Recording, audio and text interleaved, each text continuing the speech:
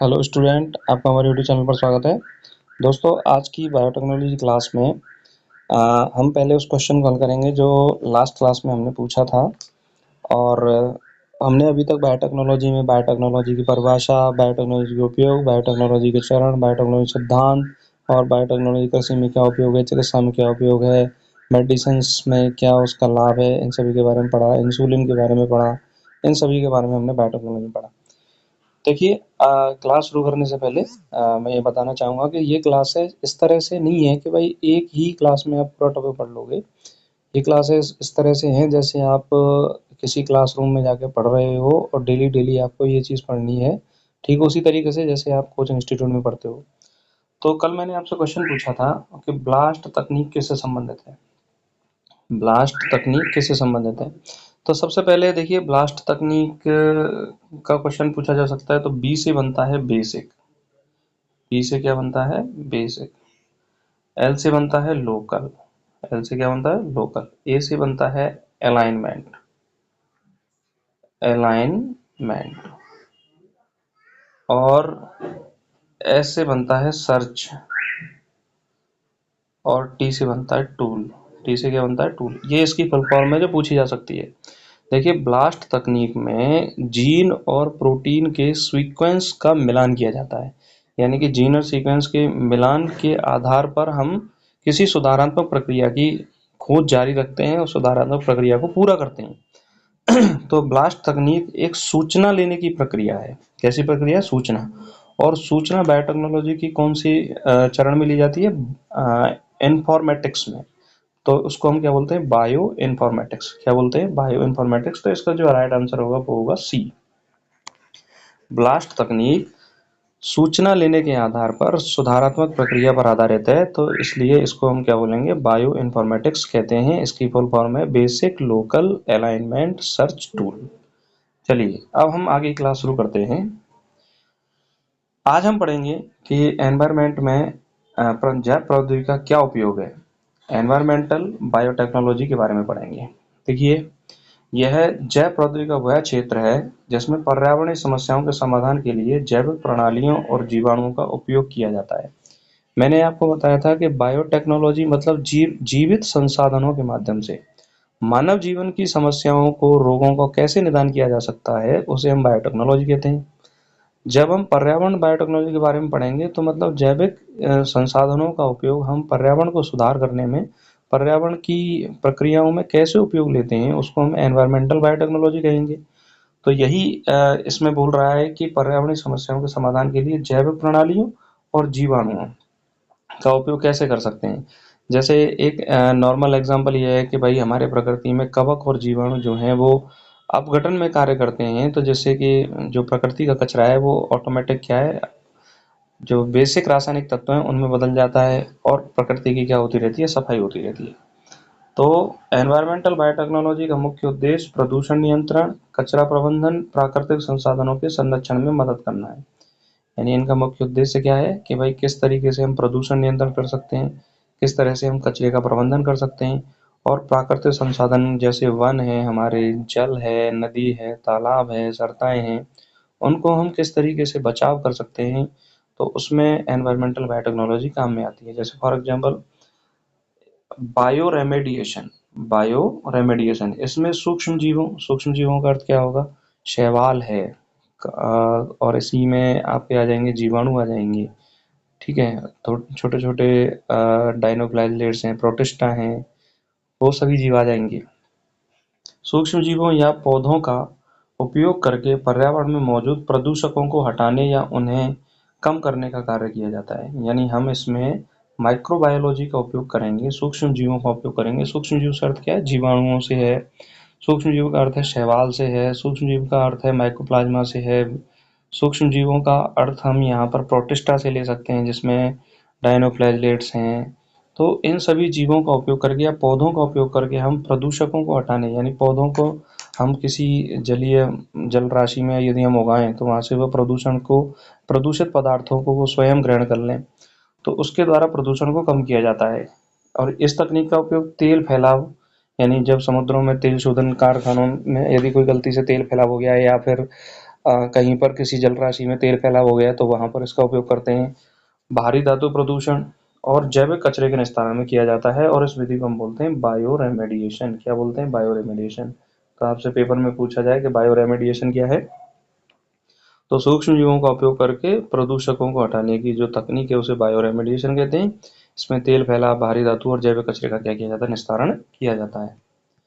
आगे हम बात करें बायोडिग्रेडेबल सामग्री, यानी ऐसी सामग्री जिसका जैविक अपघटन हो सकता है। तो जैव प्रौद्योगिकी का उपयोग करके बायोडिग्रेडेबल प्लास्टिक अन्य सामग्री विकसित की जा रही है, यानी ऐसी प्लास्टिक जो जिनका जैविक अपघटन हो सकता है, तो वो बायोटेक्नोलॉजी से उत्पाद बनाया जा रहा है। अगर नॉर्मल प्लास्टिक की बात करें तो इसका जैविक अपघटन नहीं होता, तो वह लगातार लंबे समय तक प्रदूषण का कारण बनती है। तो उस प्रदूषण से छुटकारा पाने के लिए आपने देखा होगा कि जो बायोडिग्रेडेबल थैले बनाए जा रहे हैं कि भाई उन्हें थैलियों की जगह, प्लास्टिक थैलियों की जगह उपयोग में लिया जा सके, तो प्लास्टिक का प्रदूषण कम से कम हो, उसके स्थान पर अन्य जो उत्पाद बनाने की जो प्रक्रिया है वो बायोटेक्नोलॉजी का उपयोग करके हम प्लास्टिक बना रहे हैं या थैले बना रहे हैं, थैलियाँ बना रहे हैं।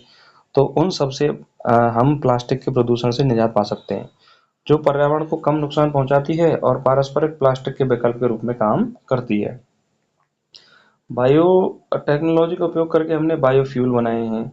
जैव प्रौद्योगिकी के माध्यम से विकसित जैव ईंधन जैसे बायोडीजल, बायोएथेनॉल पारंपरिक जीवाश्म ईंधन के का पर्यावरणीय रूप से सुरक्षित विकल्प है।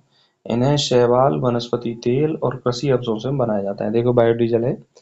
अब क्वेश्चन ये आ गया कि बायोडीजल किससे बनता है? बायोडीजल देखिए पौधों से बनता है। पौधों से, जैसे जेट्रोफा प्लांट है, यूफोरबिया प्लांट है, उसके जो बीज होते हैं उनके तेलों को निष्कर्षित करके बायोडीजल बनाया जाता है। शैवालों से भी बायोडीजल बनाया जा सकता है, कृषि अवशेषों से भी बायोडीजल बनाया जा सकता है, जैसे गन्ना है, गन्ने से भी बायोडीजल बनाया जा सकता है। बायोएथेनॉल बनाते हैं उससे। क्या बनाते हैं? बायोएथेनॉल। तो आप देखते होंगे कि भाई जो सरकार है वह लगभग 5 से 10% जो है वो बायो एथेनॉल मिलाती है पेट्रोल डीजल में, जिससे कि हमारे ईंधन की क्या होती है? बचत होती है और प्रदूषण भी क्या होता है? कम होता है। तो ये सारी प्रक्रिया कैसे संभव हो पाई है? बायोटेक्नोलॉजी से संभव हो पाई है। चलिए आगे हम बात करें कि बायोटेक्नोलॉजी के सामाजिक और आर्थिक प्रभाव क्या क्या है, यानी कि बायोटेक्नोलॉजी से समाज पर क्या प्रभाव पड़ा है और आर्थिक प्रक्रियाओं पर क्या प्रभाव पड़ा है। Social and economic impact of biotechnology. Biotechnology ने रोजगार के अवसर पैदा किए हैं। जैव प्रौद्योगिकी उद्योग ने शोधकर्ताओं, वैज्ञानिकों, तकनीशियनों के लिए रोजगार के नए अवसर पैदा किए हैं। इसके अलावा बायोटेक स्टार्टअप्स और उद्योगों में निवेश के कारण आर्थिक वृद्धि हो रही है। यानी बायोटेक स्टार्टअप्स और उद्योगों में जो निवेश किया जा रहा है उसके कारण जो आर्थिक वृद्धि हो रही है वो किसके कारण हो रही है? बायोटेक्नोलॉजी के कारण हो रही है। कृषि और खाद्य सुरक्षा के पर क्या प्रभाव पड़ा है? देखिए जैव प्रौद्योगिकी ने कृषि उत्पादन में वृद्धि की है। कृषि उत्पादन में वृद्धि मतलब जैसे नई नई किस्मों का जो विकास हो रहा है वो बायोटेक्नोलॉजी के माध्यम से नई नई किस्मों के विकास करके कृषि उत्पादन में वृद्धि होती है, जिन्हें हम जेनेटिक मॉडिफाइड क्रॉप्स कहते हैं। जिससे खाद्य सुरक्षा सुनिश्चित करने में मदद मिल रही है। आनुवंशिक रूप से संशोधित जेनेटिक मॉडिफाइड फसलों ने किसानों की आय बढ़ाई है और बेहतर गुणवत्ता वाली फसलों का उत्पादन संभव किया है।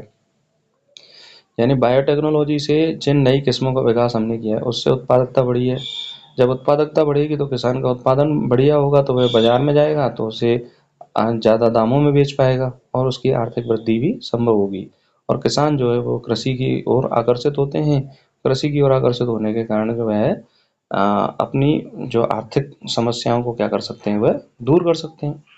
स्वास्थ्य सेवाओं पर क्या असर पड़ा है? देखिए जैव प्रौद्योगिकी ने चिकित्सा के क्षेत्र में क्रांति लाई है, जैसे नई दवाओं का विकास करना, टीकों का विकास करना, चिकित्सकीय उपकरणों का विकास किया गया है, जिसके कारण कई बीमारियों का इलाज और रोकथाम संभव हो पाई है और जीवन स्तर में क्या हुआ है? सुधार हुआ है। यानी जीवन स्तर भी बढ़ा है, कई बीमारियों को इलाज करने में सफलता मिली है।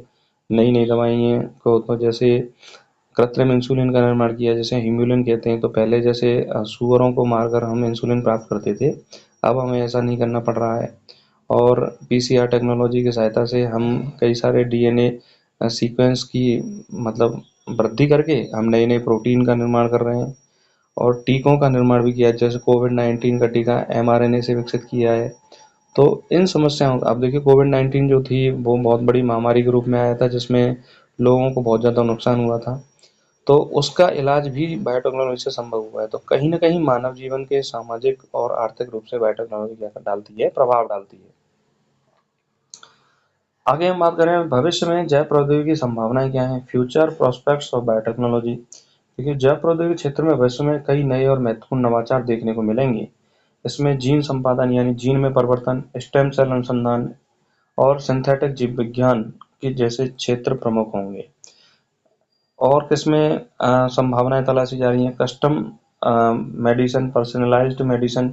जैव प्रौद्योगिकी के विकास से व्यक्तिगत चिकित्सा की दिशा में प्रगति हो रही है, जहां प्रत्येक व्यक्ति की आनुवंशिक संरचना के आधार पर उसको विशिष्ट उपचार दिया जा सकता है। यानी जीन परिवर्तन की जो प्रक्रिया जैव प्रौद्योगिकी ने हमें सिखाई है, तो यदि कोई आनुवंशिक बीमारी है या उस किसी भी व्यक्ति की आनुवंशिक संरचना का अध्ययन करके उसमें होने वाले रोगों का निवारण पहले से ही कर सकते हैं। कृत्रिम अंग, जैव प्रौद्योगिकी के माध्यम से भविष्य में कृत्रिम अंगों का विकास संभव होगा। ये बहुत मोस्ट इंपॉर्टेंट है, यानी बायोटेक्नोलॉजी कृत्रिम अंगों के विकास में भी सहायक है। जैसे अंग प्रत्यारोपण की आवश्यकता वाले मरीज को क्या मिलेगा, लाभ मिलेगा। मान लीजिए किसी की किडनी खराब है तो किडनी का विकास किया जा सकेगा, हार्ट का विकास किया जा सकेगा, या अन्य किसी अंग के खराब होने की स्थिति में उस अंग का विकास करके तो अंगों की तस्करी रुकेगी और बहुत सारी जो तस्करियां होती हैं वो रुक जाएंगी और मानव जीवन के लिए जो इलाज है वो बहुत आसान हो जाएगा। ग्रीन टेक्नोलॉजी, जैव प्रौद्योगिकी का उपयोग करके पर्यावरण के अनुकूल तकनीकों का विकास किया जा रहा है जो उद्योगों में प्रदूषण को कम करने और ऊर्जा संरक्षण में क्या होती है, मददगार होती है। तो उसे हम क्या बोलते हैं, ग्रीन टेक्नोलॉजी कहते हैं। क्या कहते हैं, ग्रीन टेक्नोलॉजी। यानी पर्यावरण के उपयोगी उत्पादों को तैयार किया जा सकता है बायोटेक्नोलॉजी के द्वारा, तो उसे हम क्या बोलेंगे, ग्रीन टेक्नोलॉजी कहेंगे। अब हम बात करते हैं भारतीय जैव प्रौद्योगिकी में चुनौती, यानी भारत के सामने जैव प्रौद्योगिकी के विकास में क्या क्या चुनौतियां हैं। Challenge in Indian biotechnology. सबसे पहली जो समस्या है भैया, सीधी सी बात है कि जैव प्रौद्योगिकी में विकास करना है तो पैसा चाहिए, और भारत के पास अभी इतना पैसा नहीं है जितना विकसित देशों, अन्य विकसित देशों के पास है, जिसमें वह रिसर्च में पैसा लगा सकें। तो वित्तीय बाधा की समस्या है। अनुसंधान और विकास के लिए पूंजी की कमी एक बड़ी चुनौती है। छोटे और मझले बायोटेक स्टार्टअप्स को वित्त पोषण प्राप्त करने में कठिनाइयां होती हैं। यानी बायोटेक में स्टार्टअप्स तो आ रहे हैं लेकिन उनको पैसे की कमी से बहुत ज़्यादा अनुसंधान वो हमारे भारत में नहीं कर पा रहे हैं। तो वित्तीय समस्या एक भारत में प्रमुख समस्या है। संरचनात्मक चुनौतियां, जैव प्रौद्योगिकी क्षेत्र में उन्नत अवसंरचना उपकरणों की कमी भारत में है, जिससे अनुसंधान और विकास में क्या आती है, बात आती है। यानी हमारे पास अच्छे उपकरण नहीं होंगे, अच्छी बड़ी बड़ी लैब नहीं होंगी, अच्छी अपने पास कंपनियां नहीं होंगी, तो हम उतना उत्पादन नहीं कर पाएंगे, ना ही उतना अच्छा अनुसंधान कर पाएंगे और ना ही उतनी अच्छी हम बायोटेक्नोलॉजी के क्षेत्र में आगे बढ़ पाएंगे। आगे हम बात करते हैं नियामक समस्याएं क्या हैं। देखिए, नियामक समस्याओं से अर्थ है कि जैव प्रौद्योगिकी उत्पादों तकनीकों पर सरकार द्वारा सख्त नियामक नियंत्रण भी अनुसंधान नवाचार को धीमा कर सकते हैं। यानी कि सरकार ने यदि ये नियंत्रण लगा दिया कि भाई ज़्यादा रिसर्च इसमें नहीं की जा सकती, और कई सारी जेनेटिक मॉडिफाइड जो फसलें हैं वह मानव जीवन पर नकारात्मक प्रभाव भी डालती हैं, तो सरकार को ये कदम उठाना पड़ता है कि भाई ज़्यादा रिसर्च इस क्षेत्र में नहीं कर सकते आप, उतना ही रिसर्च कर सकते हैं जितनी इसके लिए आवश्यकता है। तो वह भी हमारे नवाचार के लिए क्या है, एक बाधाएं हैं। जैसे उदाहरण के लिए जेनेटिक मॉडिफाइड फसलों के मामले में नियामक स्वीकृति प्राप्त करना एक लंबी और जटिल प्रक्रिया है। यानी जेनेटिक मॉडिफाइड ने फसल की नई किस्म को तैयार करना है तो उसकी मान्यता लेने में ही हमें बहुत एक लंबी प्रक्रिया का सामना करना पड़ता है, जिससे अनुसंधान भी क्या हो रहा है, धीमा हो रहा है। मानव संसाधन का अभाव, जैव प्रौद्योगिकी क्षेत्र में कुशल और प्रशिक्षित मानव संसाधन की कमी एक बड़ी चुनौती है। यानी हमारे देश में अभी इतने पढ़े लिखे युवा नहीं है या पढ़े लिखे लोग नहीं है जो बायोटेक्नोलॉजी की ज़्यादा जानकारी रखें। अब जब संख्या ही उनकी कम है तो रिसर्च भी क्या होगा, कम होगा। जब रिसर्च कम होगा तो फिर नई तकनीकें हम क्या प्राप्त नहीं कर सकते, जिससे उद्योग को वैश्विक स्तर पर प्रतिस्पर्धा करने में क्या होती है, कठिनाइयां होती है। तो ये कंपटीशन का जो माहौल है वह क्रिएट हमारे भारत में अभी नहीं हो पा रहा है। चलिए, अब हम बात करते हैं जैव प्रौद्योगिकी के लाभ क्या हैं। जैव प्रौद्योगिकी के लाभ, देखिए, कृषि में उत्पादकता बढ़ाने के लिए फसलों की गुणवत्ता में सुधार करना किया जा सकता है बायोटेक्नोलॉजी के माध्यम से।